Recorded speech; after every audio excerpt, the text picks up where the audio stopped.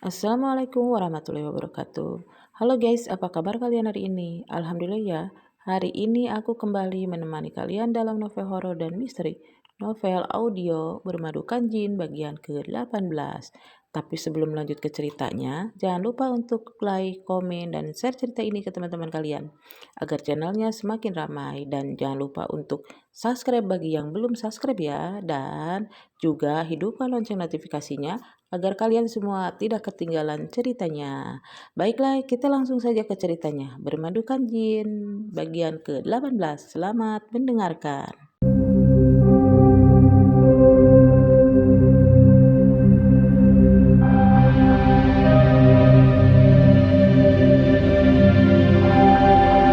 Apa? Tidak. Putri, aku tidak mungkin menikah lagi dengan bangsa manusia. Rahmah bisa marah. Wajah Daryat mendadak pucat, seolah seluruh darahnya tertarik keluar dari tubuh. Suaranya bergetar. Napasnya naik turun. Biar bagaimanapun, Daryat masih sangat mencintai Rahmah. Cinta yang ia rawat sejak mereka menikah. Dan ia tidak sanggup, menduakan istrinya dengan wanita manusia manapun. Putri Era melangkah mendekat. Gaunnya berdesir seperti sayap burung malam. Tatapannya tajam menusuk tulang. Tapi Kakang, suaranya dingin. Nyaris tanpa emosi. Ini syarat yang harus kau penuhi. Jika tidak, maka Rahmah yang akan menjadi tumbal pengganti. Kata Rahmah diucapkan putri itu dengan tekanan kuat. Membuat jantung Daryat seakan berhenti berdetak. Setiap 1 tahun sekali, lanjut Putri Erem, kau harus memberikan aku tumbal seorang wanita yang sudah kau gauli sebelumnya. Darah di wajah Daryat lenyap. Bibirnya bergetar. Ia benar-benar tidak pernah membayangkan bahwa apa yang ia lakukan demi balas dendam dan ambisi tentang kekayaan akan menelan korban. Dan korban itu bisa saja istrinya sendiri. Tidak. Putri, suaranya pecah. Apakah tidak ada cara lain selain memberikan tumbal? Putri Erem tersenyum. Senyum yang tidak membawa kehangatan sama sekali. Tidak ada. Kakang, kau sudah mengucapkan sumpah itu di depan Aki penjaga gerbang. Kau sendiri berkata, aku akan melakukan apa saja asalkan apa yang aku inginkan bisa tercapai di dunia. Apa kau lupa dengan sumpah itu? Daryat menunduk. Kata-kata itu memang ia ucapkan di saat hatinya dipenuhi dendam. Ketika ia ingin membuktikan pada dunia bahwa ia bukan sampah, bahwa ia berharga, bahwa ia bisa menginjak balik semua orang yang pernah merendahkannya. Tapi sumpah itu kini berbalik menjerat lehernya. Ingin membalas dendam. Iya, tapi ia juga tidak ingin kehilangan Rahmah. Apalagi kedua anaknya. Sumpah itu, keputusan itu, benar-benar membuatnya terjebak bagi memakan buah si malakama. Mau maju salah, mau mundur pun hancur. Bagaimana? Kakang, Putri Erem kembali berbicara. Kali ini tatapannya lebih menusuk dari sebelumnya. Apakah kau sanggup melanjutkan semua ini? Daryat menutup mata. Napasnya gemetar. Detak jantungnya terasa seperti palu yang menghantam dadanya. Akhirnya, ia membuka mata dan berkata pelan, namun tegas, baiklah, Putri, Kakang akan lakukan apapun resiko dan konsekuensinya. Yang penting, Kakang bisa menjadi manusia terkaya di desa itu, dan melihat semua orang yang sudah menyakiti Kakang, hidup menderita dan mati perlahan. Putri Erem tersenyum puas, namun senyum itu kembali memudar ketika ia menambahkan satu syarat terakhir. Satu lagi, Kakang, suara Putri Erem merendah, namun setiap katanya seperti belati. Kau tidak boleh lagi menggauli Rahmah. Jika tidak, ia akan menjadi tumbal berikutnya. Jantung Daryat serasa tertarik keluar dari dadanya. Rahmah adalah istrinya, satu-satunya wanita yang pernah ia cintai. Bagaimana mungkin ia tidak menyentuh istrinya lagi? Bagaimana ia harus menghindari hasrat, rindu, dan kehangatan yang seharusnya menjadi milik mereka berdua? Tapi ia juga tahu, jika ia melanggar, Rahmah akan mati. Dan Putri Erem tidak pernah bergurau soal tumbal. Pagi itu, mentari bersinar cerah. Tapi di rumah kecil itu tidak ada kehangatan sama sekali. Sekalipun hatinya masih perih karena pertengkaran semalam, Rahmah tetap menjalankan kewajibannya sebagai ibu. Dengan mata sembab dan tubuh lelah, ia memasak sarapan untuk kedua putrinya. Dalam hatinya, ia hanya masih berharap suaminya pulang dengan hati yang lebih baik. Bu, ayah kemana? Kok belum sarapan? Tanya Irma, anak bungsu mereka. Dengan suara polos, Rahmah tersenyum. Senyum yang dipaksakan. Rapuh, penuh luka. Anu, ayah lagi ada urusan di luar. Jeti belum pulang. Jawabnya sambil mengusap rambut putrinya. Ia tidak ingin anak-anak tahu bahwa semalam suara bentakan, kalimat tajam, dan isakannya memenuhi rumah. Ia ingin kedua putrinya tetap tumbuh dengan cinta, meski ia sendiri nyaris kehabisan kekuatan. Sekitar pukul 9 pagi, Daryat pulang. Langkahnya berat, wajahnya lesu. Matanya tampak seperti habis dilewati badai. Namun kali ini, ia tidak menunjukkan kemarahan. Justru ia terlihat menahan rasa bersalah yang besar. Entah itu sungguhan atau hanya manipulasi demi menyembunyikan rencana gelapnya. Akang minta maaf kalau semalam membuat kamu sedih. Ucapnya pelan. Rahmah langsung terdiam. Ia menunduk. Bibirnya bergetar. Iya, Kang. Rahmah juga minta maaf. Kalau selama ini Rahmah belum bisa jadi istri yang baik. Suaranya pecah. Ia memeluk suaminya. Berharap pelukan itu bisa menghapus semua luka yang ia rasakan. Rahmah masih muda. Masih penuh cinta. Masih membutuhkan sentuhan suaminya. Beberapa hari tanpa kehangatan membuatnya semakin rindu dan semakin rapuh. Kang, aku rindu. Bisiknya dengan napas yang mulai memburu. Daryat nyaris terjebak. Sentuhan Rahmah membuat dadanya sesak antara cinta dan ketakutan. Namun tiba-tiba ia melepaskan pelukan itu. Rahmah, akang lapar. Kamu masak apa? Ia melangkah pergi. Menjauh, menghindar. Bukan karena ia tidak menginginkan istrinya. Bukan karena ia tidak rindu. Tetapi karena setiap detik ia mendekati Rahmah. Bayangan Putri Erem muncul.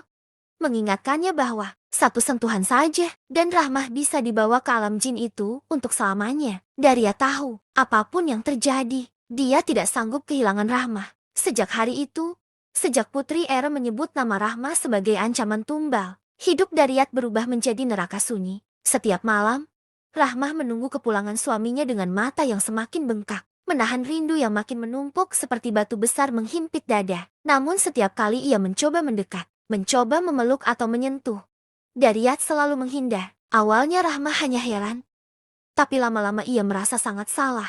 Malam pertama, Rahmah mendekat sambil membawa selimut. Kang, dingin, ayo tidur bareng. Ucapnya lembut. Daryat, yang sedang duduk di pojok kamar sambil menunduk, langsung berdiri. Akang mau keluar sebentar, cari angin. Rahmah menahannya. Kang, sudah 3 malam Akang tidur di bel luar. Kenapa? Rahmah nyakitin Akang. Ya, Daryat tersentak. Ia menahan napas. Bukan Rahmah yang menyakitinya. Justru dialah yang sedang menyakiti istrinya sedikit demi sedikit. Namun ia tidak bisa berkata apa-apa. Tidak, Rahmah. Kamu gak salah apa-apa. Kalau begitu, kenapa Akang selalu menjauh? Bisik Rahmah dengan mata mulai berkaca-kaca. Dalam hati, Daryat ingin memeluknya. Ingin mencium dahinya seperti dulu. Ingin menenangkan dan berkata bahwa semuanya akan baik-baik saja. Tapi bayangan wajah Putri Erem muncul semalam ketika ia mencoba tidur. Sentuh dia, dan besok pagi jenazahnya akan terbaring. Daryat langsung gentar. Aku ngantuk. Rahmah tidur duluan. Jawabnya cepat. Lalu keluar lagi sebelum Rahmah sempat memegang tangannya. Rahmah terdiam. Hatinya hancur pelan-pelan. Malam-malam berikutnya semakin buruk. Rahmah mencoba lagi. Kang, sudah seminggu kita tidak tidur sekamar. Rahmah takut. Takut Akang sudah gak cinta lagi. Daryat menelan ludah.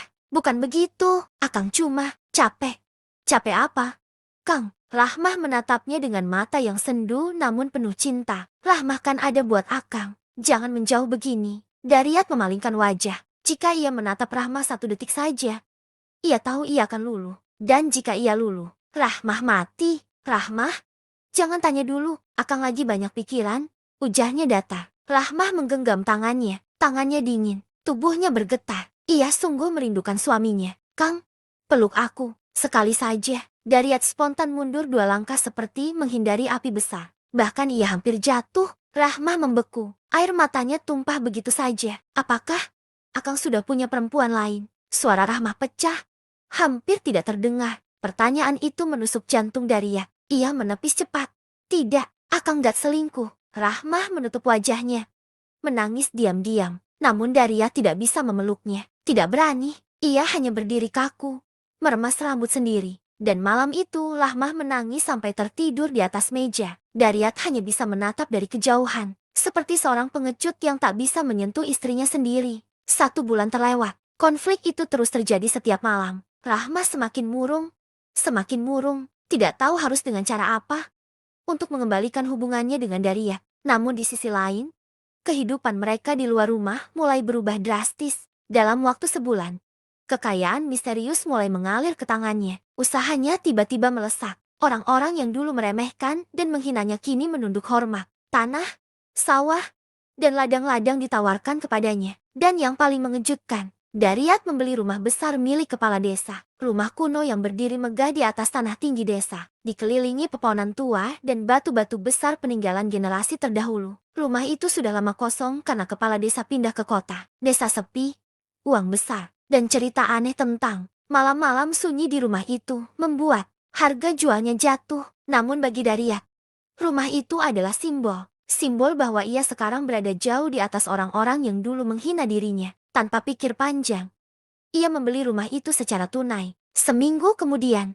renovasi besar-besaran dimulai. Kayu tua diganti marmer, dinding bambu diganti batu alam, halaman belakang dijadikan taman luas. Bagian depan dibangun gerbang tinggi dengan ukiran mewah. Semua orang desa terperangah, beberapa iri, beberapa takut. Beberapa mulai membawa muka manis berharap mendapat pekerjaan atau bantuan. Dan bisik-bisik mulai terdengar. Bagaimana bisa Daryat kaya secepat itu? Apakah dia dapat pesugihan? Aku lihat dia suka pergi malam-malam. Kasihan Rahmah, wajahnya makin pucat. Rahmah sendiri hanya terdiam melihat semua perubahan itu. Tidak mengerti, tidak tahu dari mana uang itu datang. Tidak tahu kenapa suaminya semakin jauh, namun semakin kaya. Pada suatu malam, ketika rumah baru itu mulai berdiri setengah jadi, Rahmah menatap dari jauh sambil menahan tangis. Apa Akang sedang membangun istana untuk kita, atau untuk wanita lain? Ia memegang dadanya. Rasa sakit itu seperti duri yang semakin dalam menusuk jantung. Sementara Daryat berdiri di samping mandor tukang, memandang bangunan itu dengan mata yang memantulkan dua hal sekaligus, keangkuhan dan ketakutan.